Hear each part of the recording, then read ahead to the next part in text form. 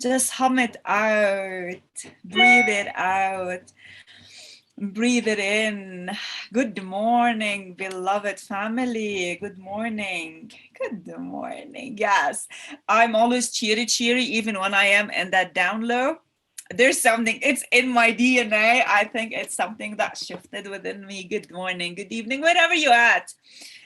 Time is irrelevant. What's relevant that we are here and Era Light is here. And there's a very beautiful story behind Era Light. I will share it with you one day. And we are live on Facebook and YouTube with a wonderful day 4 of the Cosmic Activation Retreat.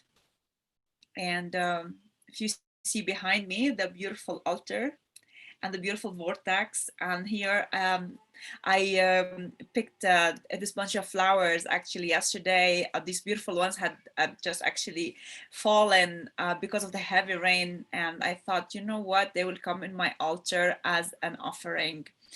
To the beautiful ones who are joining the live, the beautiful cosmic healer who are being my biggest support, and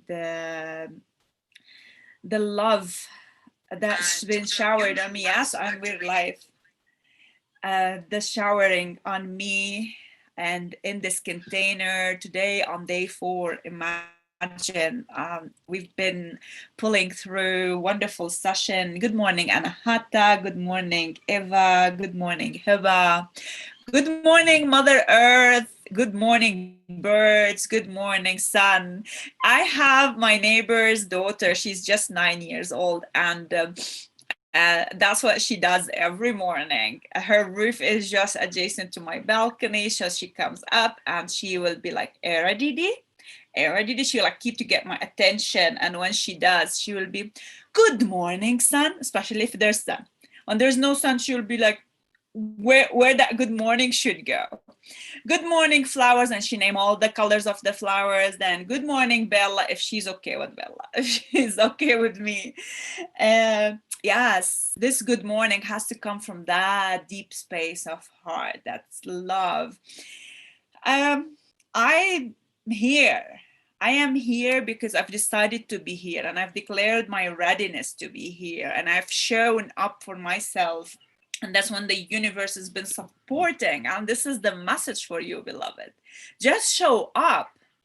Just show up and be present and share love and light. And when I mean share love and light, it means now on your phone, on your laptop, share this live that it's going to be so incredible with Sophia.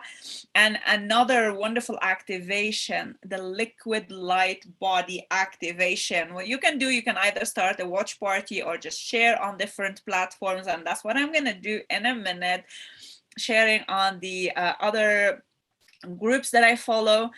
And the more we share, the more light we spread. And I always set the intention, may it be in the highest good, may it just blossom into that beautiful reality that we all deserve. Doesn't matter how chaotic it might seem, how painful it is. And I know I couldn't hold myself and my tears and my deep agony to what happened in Lebanon and what's happening around the world. But from my space, from my place, from this time, in this here and now, I will just show up for myself, for my fellow human, for the earth, and just for love. Sophia is joining me, and I'll bring her into the screen in a minute. Yes, today's day 4, first session. Remember, beloved, all the timing on the post are India Standard Time, so kindly find your time zone and join us. And if you haven't subscribed to the Norika Healing page, update subscriber list, please do so. I will share the link again in the comment right now. And Sophia is here. Good morning. Good morning. And yes, there we go. There she's coming in. We are also live on YouTube, so you can also share the YouTube link with your friends. Oh, beautiful morning. Beautiful Wow, I morning, think I'm nearly sister. there. Good morning, sister, from the Calimera. beautiful Corfu Sea. Oh my God. Mhm. I love that place. I love those waters. And Corfu Yeah, like holds a very, very special place for me. And yeah. my journey kicked in the Corfu Festival, the Sound and Silence, like I think like 4 or 5 years ago. And it's incredible. It's all coming full circle by meeting you again. You're in Corfu, Yeah, Ariana and Igor in Corfu. Most of yeah, the lovely ones that I know that I've known there. And this is when we grow as a tribe. absolutely. Welcome, Sophia. Welcome, welcome. Thank you, Love Era. to introduce yourself to us, and meanwhile, I will take a little care of the technical part and sharing on YouTube and Facebook Okay. and check in with our family. And one more thing, when you join on Facebook, kindly share this wonderful activation and leave your questions, your comments for Sophia, and I will share with her. And I'm so looking forward to this session. Okay. Is there something you need me to do technically, Era? Am I just good to go? No, you're good to go and just fill us in. Yeah, wow. Okay. So, Kalimera is good morning in Greek. Um, Before introducing myself, I'd like to introduce where I'm at on this planet right now, and maybe invite those that are listening to also just check in where on the global energy network you are placed. Because our placement in this time, I feel, is really crucial. It might be where you were born, it might not be. It might be a place of choice in this time in which you are holding space, holding light, and doing the work that we're all doing around the planet. So I'm just going to show you a picture of where I'm at. And this is a satellite image of Corfu Island. And if you look at her from above, I guess what I've been working with for about 15 years now is that she is a shape of a mermaid. So I guess the tailbone is actually where the sacred sites, archaeological sites, are on the island. And here on the very tip of her nipple is actually the castle of Archangel Michael. So the whole kind of story of ley lines going through Europe actually cross the masculine and the feminine, cross there on her tailbone. So I worked with the mermaid on land for about 10, 15 years. And she's not just the shape of a mermaid because of kind of all those energetic alignments as a place. She's also an active portal. So I guess the work that takes place here has the capacity to travel through the network.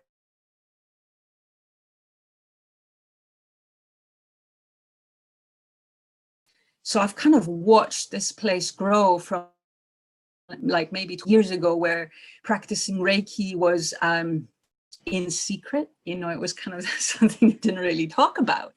To here we are, 2020, and we're live online with a global network of people. And that to me is just a proof of the huge evolutionary shift we're going through in this lifetime. So it's not just a pretty idea or something we're imagining. It's life. It's real, and I believe we are also aware of our evolutionary process, and that's the first time that's happening, and we're actively engaging in our evolution as human beings. I'm very happy to be back in Corfu in this time, because I've been traveling a lot kind of in terms of work, because this is where I feel the most grounded, the most together, and where I can be the most of who I am in this time, which is asking of me, I feel, stability and alignment, and to be as more in peace with myself as I can, so I can ground earth the most amount of light, but also stay really present to the very subtle wavelengths that are coming through, and how to sort of navigate this new reality as we birth it through together. What's incredible for me in this time is that I'm not alone. I'm not up a mountain somewhere. I'm not in the rainforest. I'm not under the sea. I'm in an office, in a room, with incredible friends and light workers that I'm actually sharing space on this cosmic activation retreat with. I'm talking about Arianna, Igor, Donna, Era, and the fact that we're all coming together at this time is just, it gives me joy, and I feel excited, and I feel safe and secure. It is exhilarating. Like the heart cannot honestly take the joy, the ecstasy of those moments. And this is the birthing moment. You know, you're going to talk a lot about birth today, but we are birthing ourselves anew. We are birthing a new family. We are birthing a new earth. We are birthing a new selves.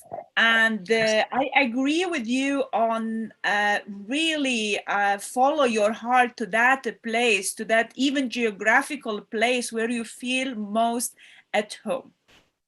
You know, I've been living in my house on the mountain here in the Himalayas for 3 years, and every morning I would sit in my balcony, gaze at the mountains, and I ask the question, why am I here? And every time the answer comes, you're home, you're grounded, you're here to do the work you're meant to do, you're here to anchor the energy from this particular geographical location. And yes, you know, that also brings me to the point that we are cosmic being. We are the children of this earth. We still feel the connection to our homeland, to our people, to our countries. But where we feel most at home is that place that our soul chooses. So yeah, I guess I'm pretty blessed in that the place where my soul chose to incarnate is actually the place where I'm at now, and where this kind of evolving conscious community is, international community. So I don't feel just Greek, I'm also Australian, I'm also English, I'm also all nationalities in one. So kind of becoming aware of ourselves as multidimensional humans that exist on many, many levels within a physical container. So I guess the first part of the journey for me, the first, let's say 25, 30 years, was very much working with stones, crystals, the earth, the mermaid. So I worked a lot with our crystalline body as human beings, the earth's crystal energy grid. And that's when the children started coming in. And what I was noticing is that it's like children grouped in soul, sort of in soul groups.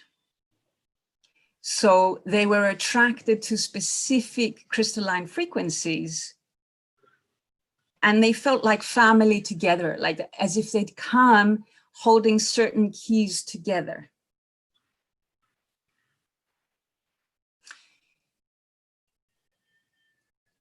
That's when I started looking at babies particularly, and children's unique individual gifts. So what is it that we're bringing through? What is it that's at the core of our essence that we've come to manifest, that we've come to offer humanity, and that we've come to remember more of while doing the work? Because they've been, you know, it doesn't come easily. We've got to claim parts of us. And I guess that's the work that can take us to various places. So as much as I loved working with crystals, I remember at some point, it was 2011, 2012, there'd been 6 years of full-on work preparing for 2012 and 2013 based on the Mayan calendar, and a lot of dedicated work. And then it was like, so if you don't ground, you're going to burn out. As much as it was beautiful working with body energies, with the spirit world, with dimensions, I guess I was finding words for, new words for. I recognized that my actual life on an everyday level was on many levels not connected. Not that I wasn't functioning well on all dimensions, but I realized that I was born to be human. And I had difficulty with that. Yeah. Welcome to the club, sister. Yeah. But we acknowledge that, yes, we are also human. We realize how magnificent is this human experience, and we really vow to live it to the fullest, bringing our divinity into it. Absolutely. So I guess at that point of time of realizing, oh my God, really being here on this earth in this physical body, it's dry, it's cold, it's unfriendly. I really don't want to be here. Even the work with the crystals was harsh, it was absolute, it felt tight, you know, it didn't feel kind of playful. There was only so much you could do with rocks. Yeah. So I guess I took a year out from everything. And it was like, okay, what's next? What's the next chapter? Where do I feel the most joy? Where do I feel the most playful? Where do I feel the most safe? And it was in the sea. My dad is a diver and a fisherman. And I grew up in the water on his back. And this was my first environment, building mermaids on the beach and learning about life and feeling the most secure in nature rather than my biological family. And it was like, wow, do you really think that I can make my early childhood dream and playtime my reality now? Can I really work in water? And so I guess that's when I decided to try it out professionally. And then the training, I guess, and the big download that I wasn't expecting was that it happens in warm water, not in cold water. So what happens in warm water is that the physical body, the nervous system, the fascia can sort of melt and soften beyond our control. It's just something that happens biologically when immersed in warm water. And when that starts to happen, things start surfacing that I guess you're ready for in some way because they're inside you and they're not kind of pushed out by the practitioner. It's actually the water that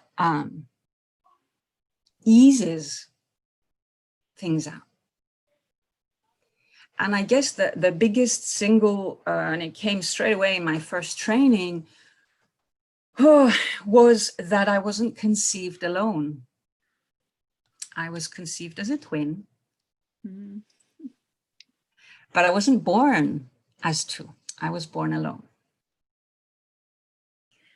And when that first downloaded, I was, I think, in shock and couldn't really speak about it for the first 2, 3, 4 months. I was even embarrassed, like, oh my God, something wrong with me. Yeah. So processing that material has been the past 10 years of my life. And through embodying my own birth experience and processing that material, I started to see birth from a baby's perspective. What does the birth journey look like when we're seeing it from a baby's point of view, even before conception? So the memory of a sperm or an ovum exists in all of us, whether we are man or woman in this life.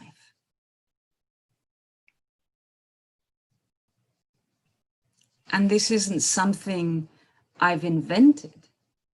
This is something that is alive in my body, and I've experienced it as a kind of physical unfolding with some of the anguish that comes with it when you remember. So for example, at 4 weeks, around 4 weeks, our heart starts beating. Before any other really organ is fully formed, before the brain is formed, our heart starts beating. And I guess there were 2 hearts beating. And then all of a sudden, it was gone. So I realized, as well as a kind of profound sadness and sense of loss, I kind of had this inbuilt program that said, I'm alone. I've been abandoned. And then I was angry. I was angry at God. I was angry at life. I was angry at myself. And it really starts from that like early time. And we think like we're just, when we're here in this physical growth that we are experiencing. Well, that's fascinating. That's fascinating. And did you really want to come in? Did you feel you had to come in? Did we come in with joy or resentment on a soul level? And in that moment of conception, mums and dads thinks it's just between the 2 of them, but it's at least between the 3 of them, the 3 of us. And that for me then goes into conscious conception, etc., etc. And we're arriving at the point, and this is the importance, the fundamental importance for me of this work, that by revisiting these first at least 9 months of our life, we're integrating more light into the very core of our being in this lifetime, back to the very beginning, and creating even more space for the souls incarnating in this time. Yeah, I agree with you on this, revisiting those womb time, you know, those 9 months being in the womb and feeling into, we do feel everything. I'm a past life regression therapist, and I take my clients, and even when I do my own, or you know, I've gone through regression myself.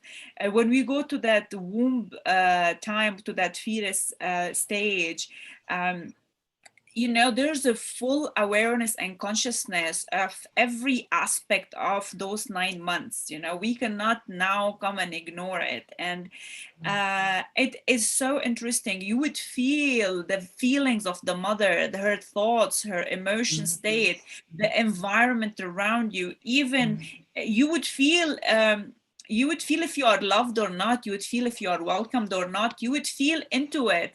And honestly, my last regression a few months back, I just was there experiencing my birth in this lifetime, and how painful it was for my mother, because when I came out of her, it was a stillborn, and I felt her anguish and her agony. And it felt like I am in that space, trying to really rethink things, you know, like trying to, okay, you've made that choice, you've chosen her, now you cannot abandon her. And then, you know, like my mom tells me that the doula picked me up and she was banging me on the bummy, and then I cried. And this is when, that, you know, that's when you as soul have you really committed to your choice to be here in this incarnation. For me, I've experienced it full hand. I've experienced it, and it's very wonderful, you know. And that also brings me to that aspect of we are multidimensional. We are layers and layers of our existence, not just on this body. We're not just this body and mind at this moment. It is very, very powerful to connect. And you're saying we're connecting even beyond, before the conception happens. This is even more wonderful.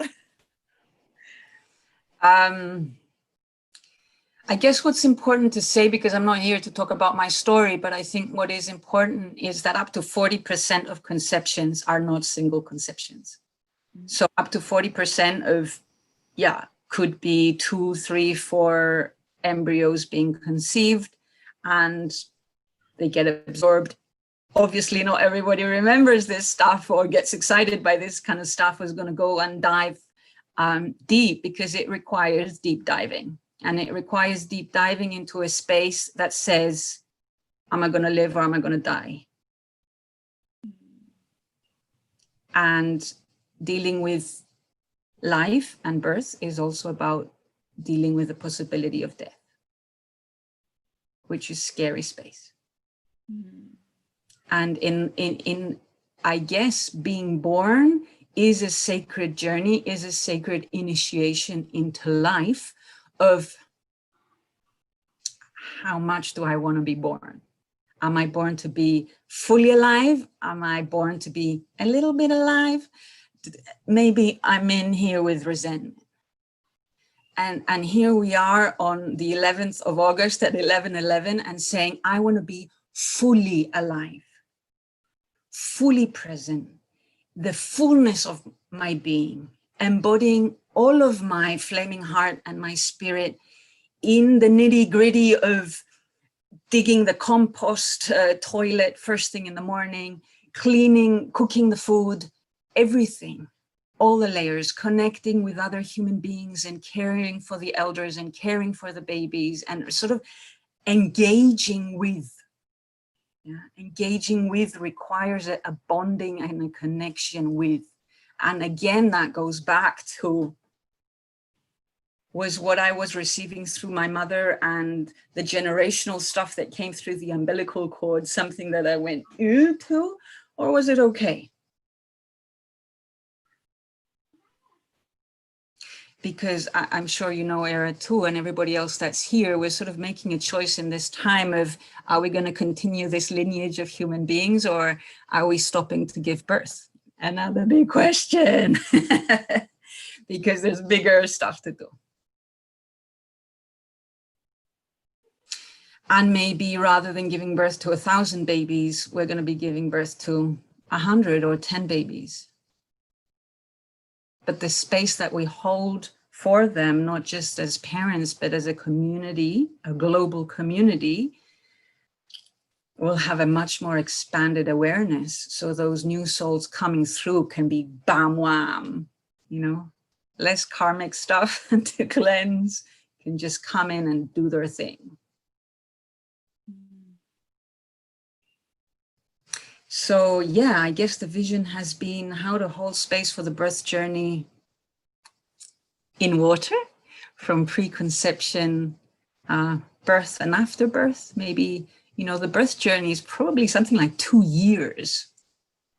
It's a whole lifetime, but let's say 2 years of deciding to be born, coming through, being born. Oh my God, this is a body. What do I do with it? So how can we create a birth container that allows the ones coming through to remember more of who they are in this lifetime, so that the birth passage is as fearless as possible? and that the parents are doing so as consciously as possible. And here comes a global pandemic, bam, of, whoa, now what are we going to do, guys? It just upped the fear levels. So I guess we're being asked to really do the work even deeper of our own fears to do with death and dying and being fully alive in this time. A question came up, actually. It's aligning to what you were just saying about life and death and a conscious birth. Dear Sophia, do you feel people who are born with cesarean interventions and never done energetic work should be offered to do a certain healing process? Is it important for parents who had cesarean to go through a post-energetic healing? I think everyone should go in a post-birth process. And thank you for your question. It's the question that invites more awareness and more know-how. So for me, in an ideal world, every family that gives birth goes through, let's say, a post-birth integration. And the sooner that is done, the sooner the baby can integrate the shock of being born. I mean, we can all imagine there's a certain level of shock when we are born. However, yes, there are, cesarean is definitely on the increase. It's becoming the new birth practice in many developed countries. So I work with newborns in water as of about 6 weeks. And yeah, I'd say 70–80% of those filling in the questionnaires were saying we were born with cesarean. So cesarean can be a big relief for babies. You know, if there's trauma and there's difficulty and suddenly it's like, you know, it's not all bad. But in the same way that we choose to be born, in the same way we choose where we want to be born and who our parents are, there's also an ideal time that we want to be born. And here comes a mom that perhaps is not as tuned into her baby as she could be. That kind of fear comes up and she starts the process before baby decides, or their dance is out of sync. And here comes an institution, a money-making, I'm saying it, a money-making medical system that says, we need the hospital bed. I've got somewhere to go on Sunday, let's do this. So a planned cesarean is somebody else is deciding for me when I'm going to be born. So I guess what I'm coming through with is empowering parents to listen to their baby's timing, to trust that timing to the point that they can defend their baby's timing within a system that says fast, more, energy, money efficient, rather than a natural birth that's connected to the elements, that's connected to the earth cycles, the sun cycles and the moon cycles, a woman's period cycles. In comes Donna. Yeah. So there's been an incredible amount of studies with cesarean births. I think the only thing we can do is sort of be advocates for a natural birth as much as possible and use cesarean birth when there's an emergency and a need for it. However, where I'm coming at is by retrieving this birth memory in a way that sounds real and authentic and sort of putting it down on paper as it unfolds in me. And that's my journey of a womb twin survivor, vanishing twin syndrome. More and more people are writing about it. Is that if we all have an embryonic memory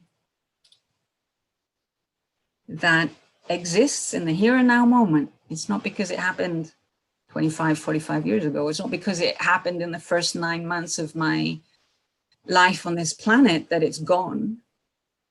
It's here informing my reality to be fully open to life in the here and now moment.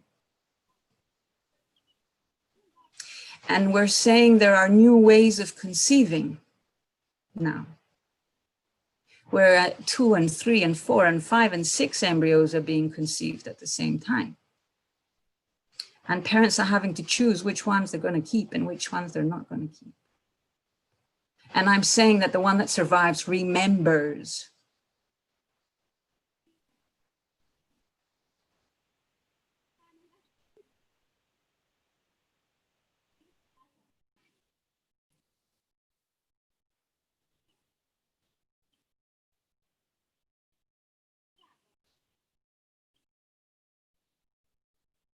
Seem we have a small technical thing because the topic is so intense, and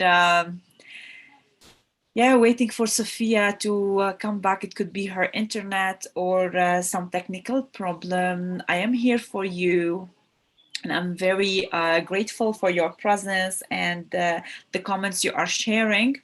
It's always empowering to speak up what we feel so we can expand and and expand our consciousness and be in this journey of growth together. And it is an invitation to all of the mothers to consciously tap into those 9 months with their children and feel into it with them. Yes, electrical power is out, but I think she will join us shortly.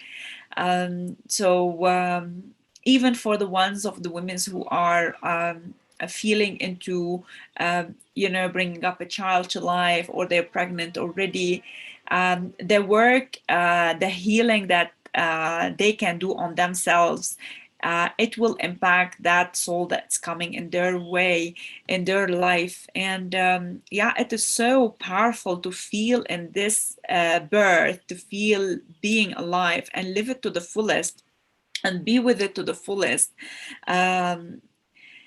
We as souls, we choose our womb, we choose our mothers. So when we are here living life and having some emotional around our family, having some dispute with our mothers or our fathers, or having some disagreement with everything around us. This brings me to the point of acceptance. If I believe 100% I have chosen that mother, it means she is here to teach me the lessons that I need to learn, and I am here to teach her the lessons that she needs to learn. So I cannot go say, I don't like my family, I cannot survive with that family. I've chosen that, and I am fully responsible of that choice. And once I believe in that and I acknowledge that,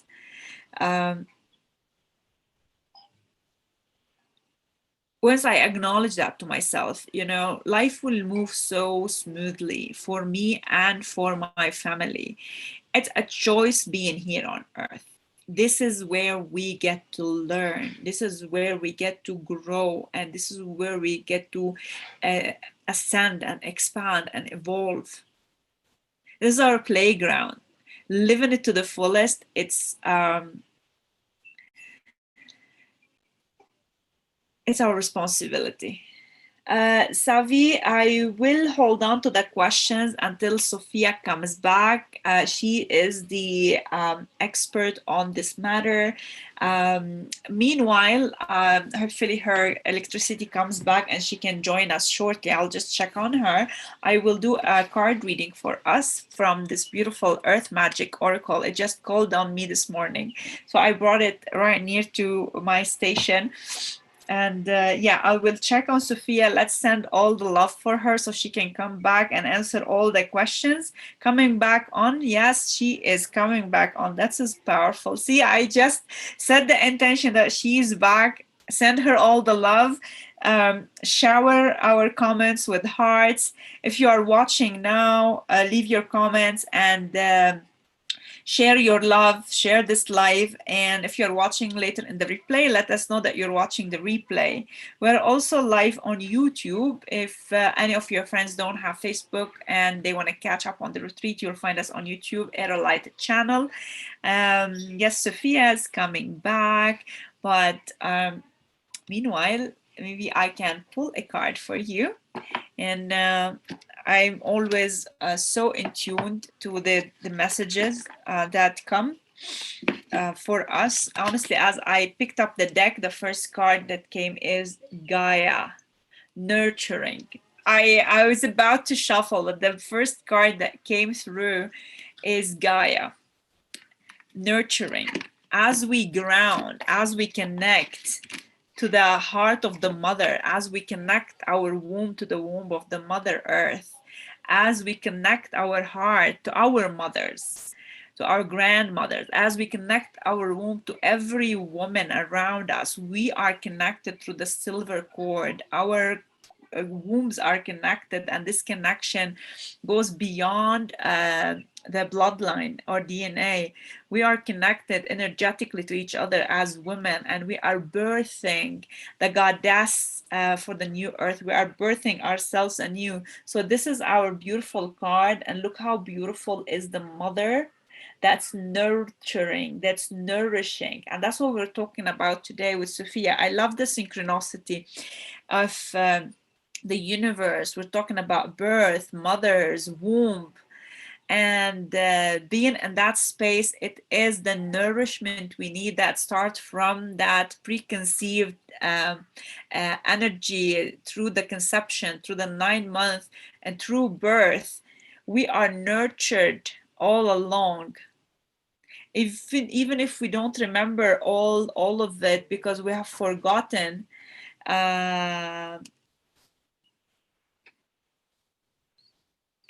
but as we tap into our consciousness, we can still remember. We can go back to the remembrance. I will just check on Sophia once more.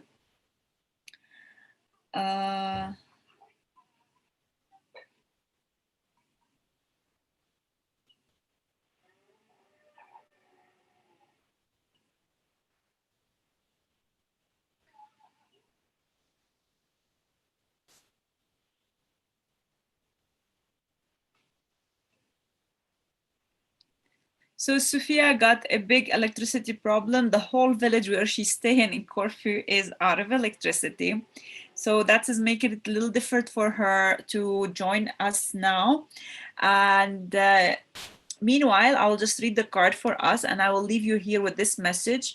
And I promise you will come back with Sophia when the divine timing permits. And I'm more than happy to bring her into another life so we can continue with birthing ourselves anew and activating the liquid light body. I would read the card for us, and it's about nurturing. Just today, contemplate your relationship with your mother, your relationship with your birth on earth. Contemplate your birthing your own self anew, and see where within you more love and light is needed.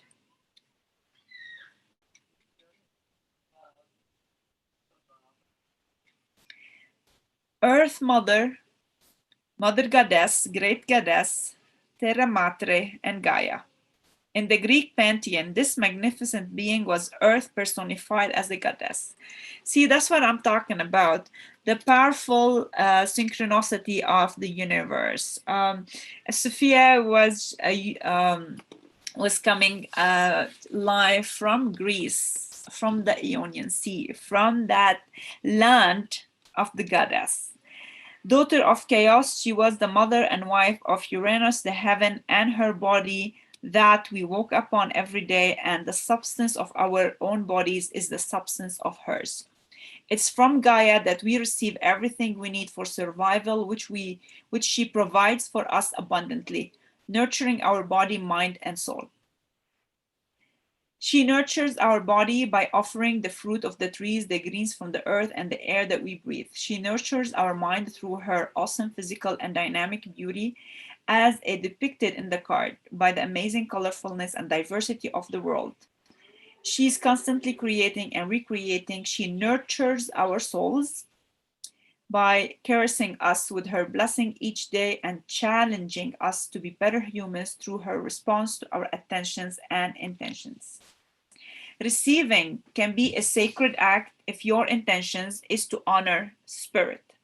It's a holy as given when performed with a humble and open heart. This is even truer when receiving such needed nurturing, so let others give to you.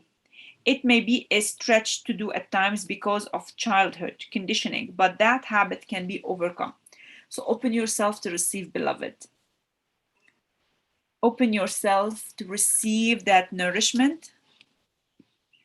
Open yourself to receive this deep healing, and open yourself to be fully present for yourself. And the deeper we heal, the more fulfilling life we can live. And yes, today I'm going to declare my readiness to live a very, very beautiful, fulfilling life. So I'm just gonna come back with Sophia very soon.